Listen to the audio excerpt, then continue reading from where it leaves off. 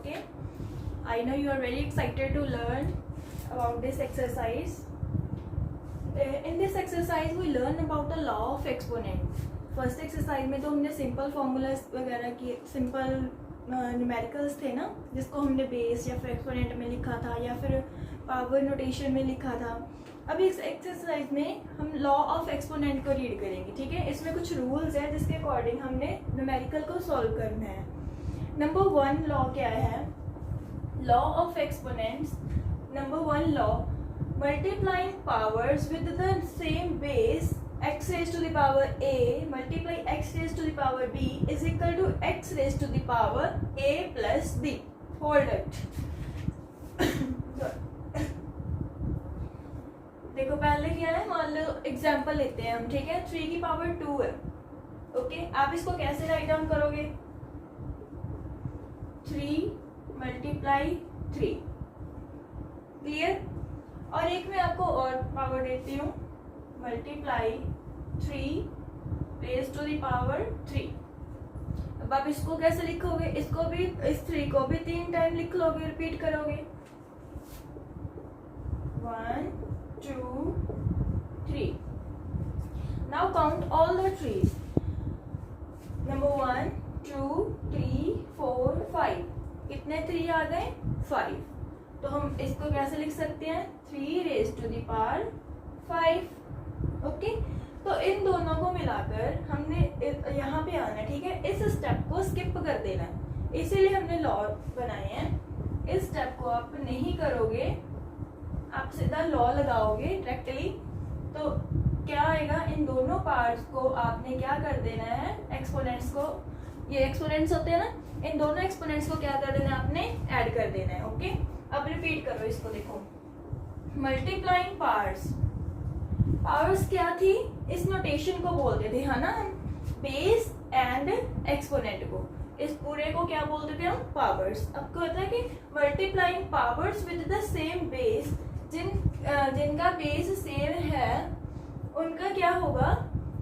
First law के according, जैसे ये बेस सेम है और ये मल्टीप्लाई हो रहे हैं, तो पावर्स को क्या कर देंगे? हम ऐड कर देंगे. ठीक है, ये हमारा फर्स्ट रूल बन गया. तो हम यहाँ इस स्टेप से हम डायरेक्ट इस स्टेप पे आ जाएंगे. Got it? इस लॉ के अकॉर्डिंग हमने सारा फर्स्ट पार्ट जो है वो सॉल्व कर लेना है. ओके, अब मैं आपको सेकंड पार्ट बताती हूँ.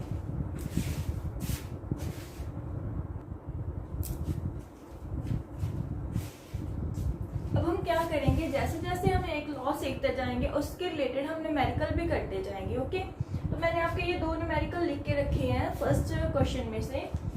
उसमें क्या है, सारी स्टेटमेंट मैं आपको रीड करके बता देती हूँ, मेरे पास बुक है आपकी. Simplify the following expression and express as a single power. आपको जो न्यूमेरिकल दिए गए हैं उनको आपने किस में लिखना है? जो मेन वर्ड था मैंने वो राइट डाउन कर दिया, सिंगल पावर में लिखना है आपने. इस तरह इसकी एडजस्टमेंट करनी है. ठीक है, अब देखो, base same. Okay, then you add the powers. So what is the answer? 3 plus 4. Your answer will be 2 raised to the power 7. अब सिंगल पावर आ गई ना, मतलब base and exponent single power आ गई. ठीक है, अब सेकेंड, इसमें देखो 45 है, 9 है, 5 है. इसका हम एक पावर, एक सेट कैसे बनाएंगे? तो आप थोड़ा सा इसमें आपको दिमाग लगाना पड़ेगा. आप 9 एंड 5 को मल्टीप्लाई कर लो, कितना बन जाएगा? 45 होता है ना, 9 5 तो 45. ये आपने करेक्शन कर लेनी है अगर किसी का रॉन्ग है. ये 45 मल्टीप्लाई 45. अब 45 के ऊपर कोई भी पावर आपको मेंशन नहीं है, तो आप क्या लिख लोगे? Only 1.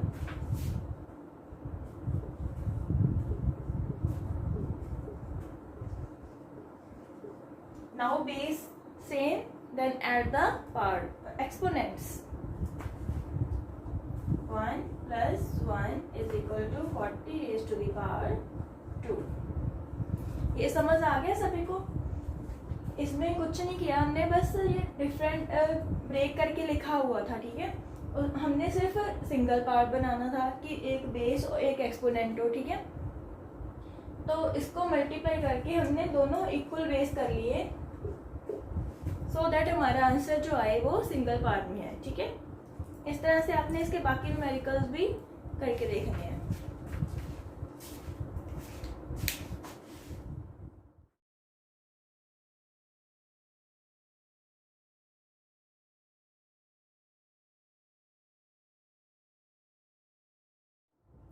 Look at the second law.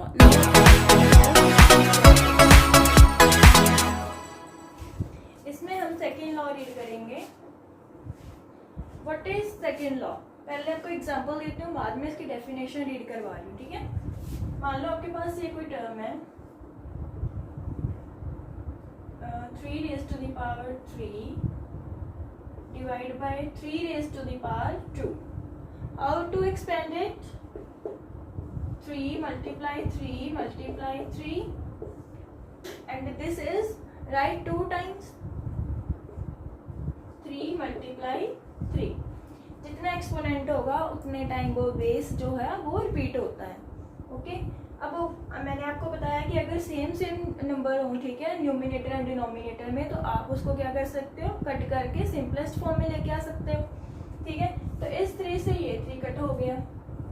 ठीक है, 1 के टेबल में आएंगे, 3 1 3 3 1 3, इस 3 से ये वाला 3 कट हो गया। बचा क्या हमारे पास? Only single 3। ठीक है,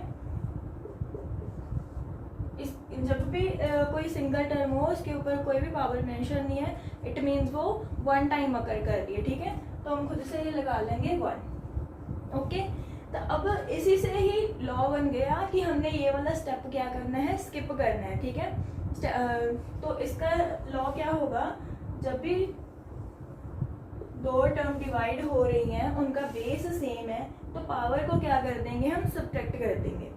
अगर 2 सेम बेस वाली टर्म जो है, ठीक है, तो हम इसको शॉर्ट में ऐसे लिखेंगे, 3 बेस लिख लिया एज इट इज, 3 माइनस 2,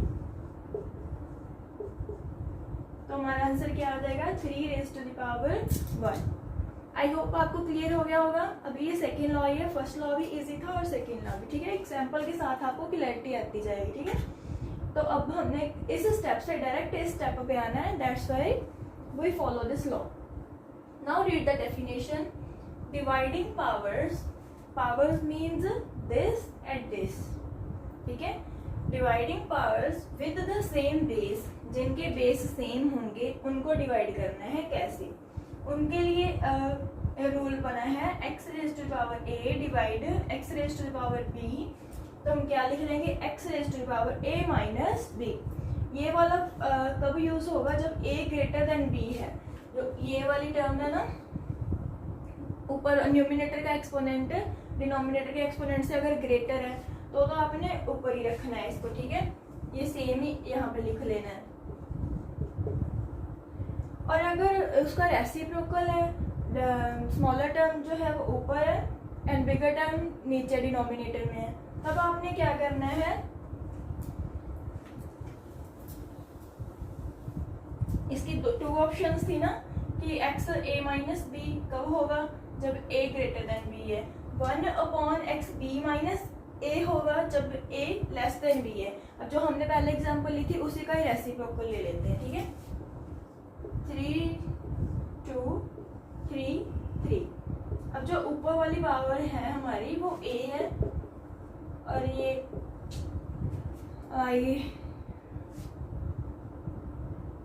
ऊपर वाली एक्सपोनेंट है वो 2 है, और जो डिनोमिनेटर में एक्सपोनेंट है वो 3 है। मैं इसीलिए चुप हो गई थी क्योंकि मैं इसको बार बार पावर्स बोल जाती हूँ, तो आपने ये मिस्टेक नहीं करनी है। ये एक्सपोनेंट है, पावर इस पूरे को बोलेंगे हम। ठीक है, तो अब a हमारा स्मॉलर है, b हमारा ग्रेटर है, तो इसको ऐसे लिखना है हमने, 1 ऊपर लिख लेना है, डिवाइड बाय करेंगे। ठीक है, रहेगा रूल सेम ही, 3। अब बड़े में से आपने छोटे वाले को सब्ट्रैक्ट कर देना है, b minus a। What is the value of b?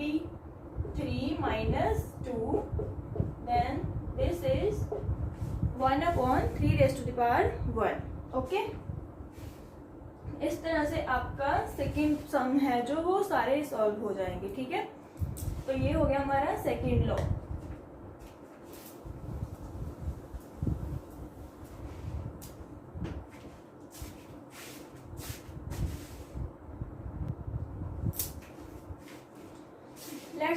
these two examples from a second part. First one is C part, like a raised to the power 5x divide a raised to the power x. अब इसमें हमने क्या करना है, simple division है, base same है, तो हमने एक्सपोनेंट को क्या कर देना है, सब्ट्रैक्ट कर देना है. a 5x minus x, 5x minus x, ये भी एक अलग कंसेप्ट है कि जिसके साथ वेरिएबल लगा हो ना, x लगा हो, x यानी कि इंग्लिश में कोई भी अल्फ़ाबेट लगा हो किसी न्यूमेरिकल के किसी डिजिट के साथ, ठीक है. तो अगर सेम वेरिएबल वाली टर्म्स होंगी तब हम उसको सब्ट्रैक्ट कर सकते हैं. अगर यहाँ पे y होता तो हम उसकी सब्ट्रैक्शन नहीं कर सकते थे, ठीक है. यहाँ पे वेरिएबल, इसे वेरिएबल बोलते हैं इंग्लिश वाले अल्फ़ाबेट्स को, तो वेरिएबल सेम है, इसीलिए हम 5x में से 1x को माइनस कर देंगे तो हमारा आ जाएगा a raise to the power 4x, a raise to the power 4x. अब second, -2 upon 3 raise to the power 3 divide by -2 upon 3 raise to the power 7. अब देखो, a वाली फर्स्ट वाली a को कंसीडर करते हैं, सेकेंड वाला b कंसीडर करते हैं. अब इसको कैसे लिखना है, इसके अकॉर्डिंग 1/, ये सारी टर्म लिख लेंगे, ओके. क्योंकि हमारा यहाँ पे क्या रीज़न आएगा, a लेस देन है b से, तो 1 लिखेंगे पहले और नीचे सेम टर्म लिख लेंगे 2/3. अब क्या करना है, b में से a को सब्ट्रैक्ट कर देना है, 7 minus 3, 1 upon -2/3 raise to the power 4.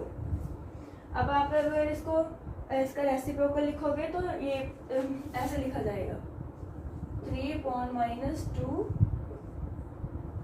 Rays to the power 4, okay. इसके जो अदर पार्ट्स रह गए वो आपने खुद ट्राई करने हैं. उस यहाँ पे वीडियो पॉज कर दो, उसके बाद सोल्यूशन मैच करने हैं कि हमने सही किया या गलत किया, ठीक है. जितना टाइम आप प्रैक्टिस नहीं करोगे तो उतना टाइम आपको इन सब में कन्फ्यूज़न ही लगी रहेगी कि ये कैसे सॉल्व करने हैं, okay. Now move to third law.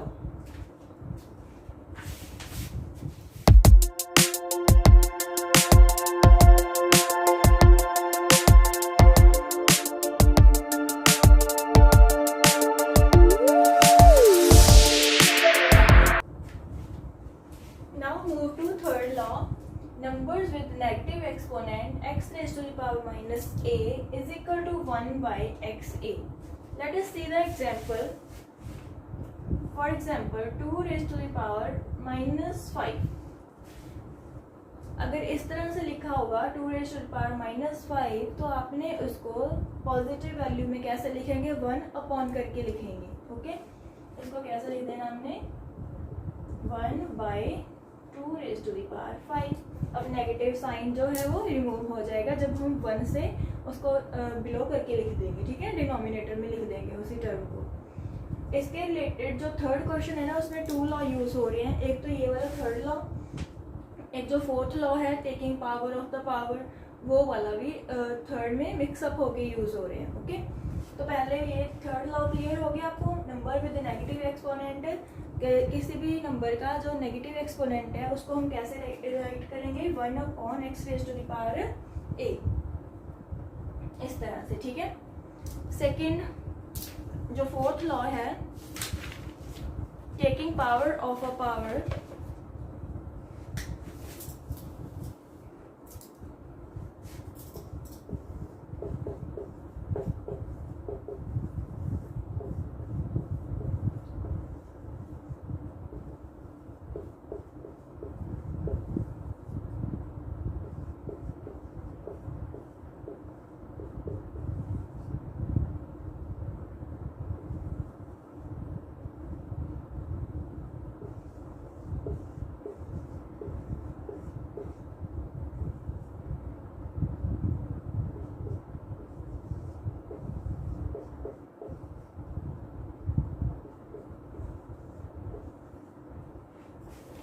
अब समझो इसको.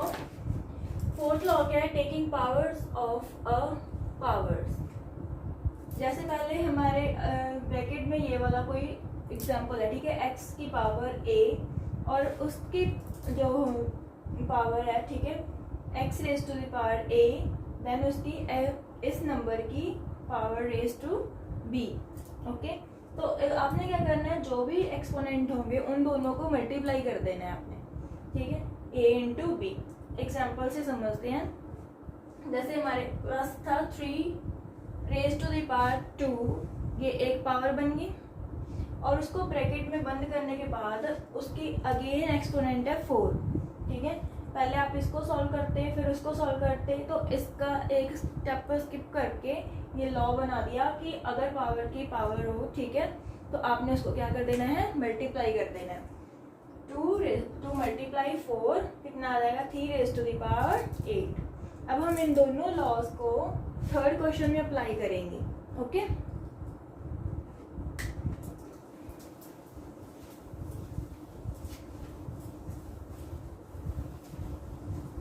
read the statement of third question.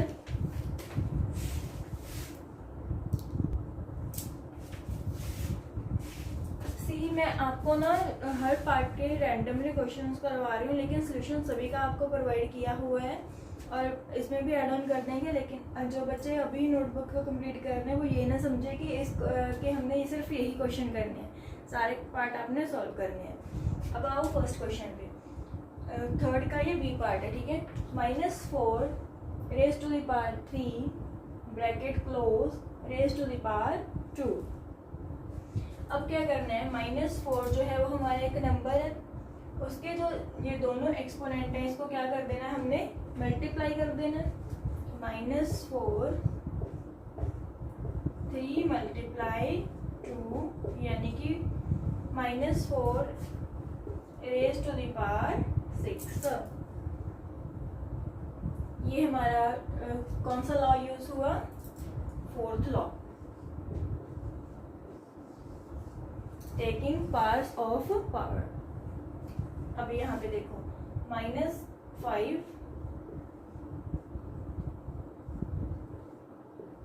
2 multiply -2, पहले ये वाला फॉर्मूला यूज करते हैं, पावर्स ऑफ द पावर वाला।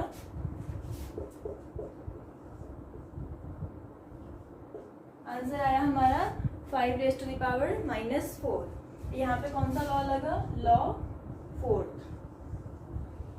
अब हमने देखा था कि अगर किसी नंबर की पावर नेगेटिव में हो तो हम थर्ड लॉ लगा सकते हैं, उसे 1/, लिख लेंगे, ठीक है।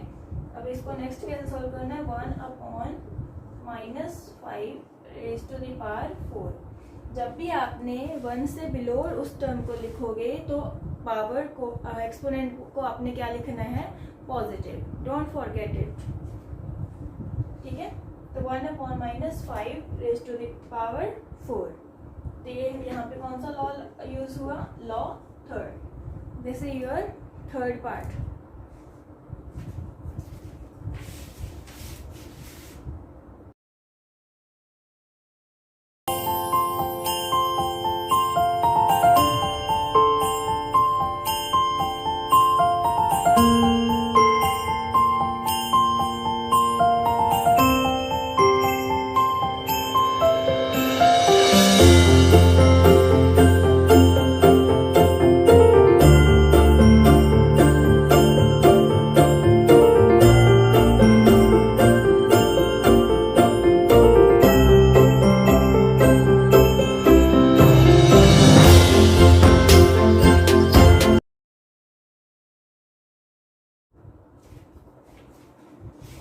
Now learn law fifth and law sixth. इस थर्ड जो आपने अभी भी थर्ड क्वेश्चन ट्राई किया है ना, उसके बाद जो भी न्यूमेरिकल्स आएंगे उसमें से सारे जो लॉ हैं वो मिक्सअप होके यूज़ होंगे, ठीक है।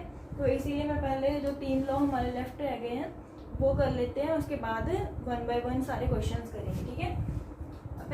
लॉ नंबर 5 क्या कहता है, numbers with 0 as exponent. You tell me where is exponent? Is this is exponent or this is exponent? You say this.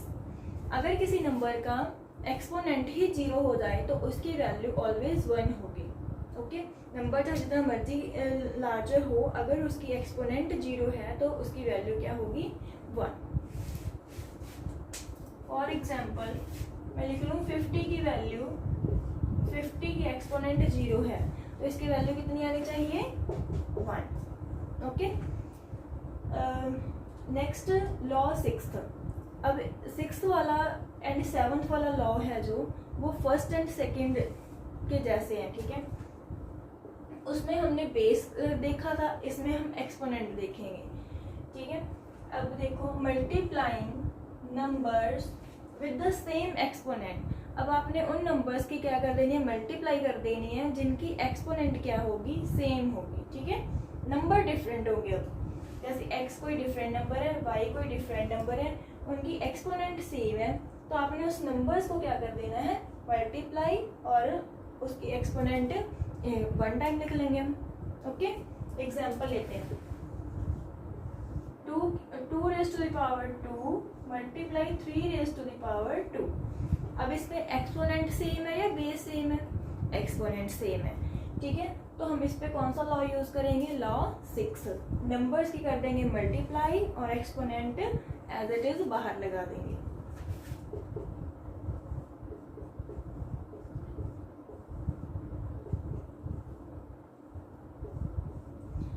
Rays to the power 2 इसका आंसर आ गया। और जो 7th लॉ रह गया,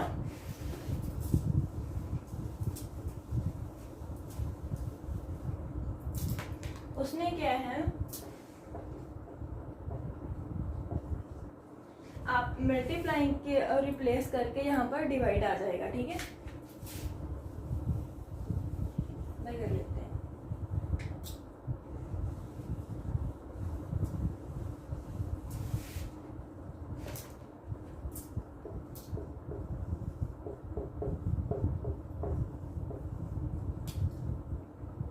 अब ये लॉ 7 बन गया। इसमें क्या होगा?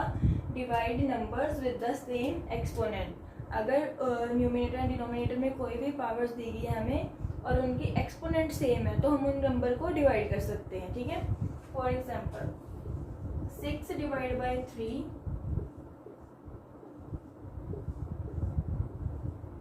अब ये दोनों नंबर क्या हैं? डिफरेंट है, ठीक है। एक्सपोनेंट बट सेम है, तो हम इन दोनों नंबर्स को क्या कर सकते हैं? डिवाइड कर सकते हैं। इसको एज इट लिख लेंगे 6/3 ब्रैकेट 3 6 से कट हो सकता है, क्योंकि 3 2 6 होते हैं। 2 and 2 raised to the power 3। This is all about the law of exponent. 1 से लेके 7th लॉ एक बार आपने रिवाइज कर लेना है, उसके रिलेटेड हम न्यूमेरिकल सॉल्व करेंगे। ओके।